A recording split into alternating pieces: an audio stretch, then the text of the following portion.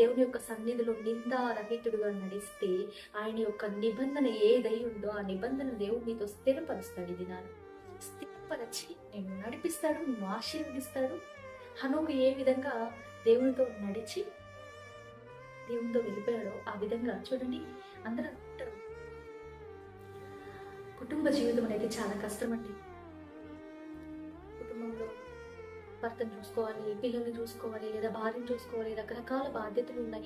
ఇవన్నీ బాధ్యతలు మోస్తూ దేవుడితో నడవడం అంటే చాలా కష్టం. నాకున్న సమయం చాలా తక్కువ అంటారు. హనోకు గారు కుటుంబ జీవితాన్ని జీవించిన వ్యక్తే కదా, ఈజ్ అ ఫ్యామిలీ మ్యాన్ కదా. అయినప్పటికీ ఆయన దేవుడితో నడుస్తూ ఉన్నాడంట. నడుస్తూ నడుస్తూ నడుస్తూ నడుస్తూ దేవుడు వచ్చి ఆయన తీసుకుని వెళ్ళిపోయాడంట. కాబట్టి ఎక్స్క్యూజెస్ వెతకండి, దేవుడితో జీవించండి. అయితే దేవుని యొక్క చిత్తం తెలుసుకోవడం ఎలా అంటే నిజమే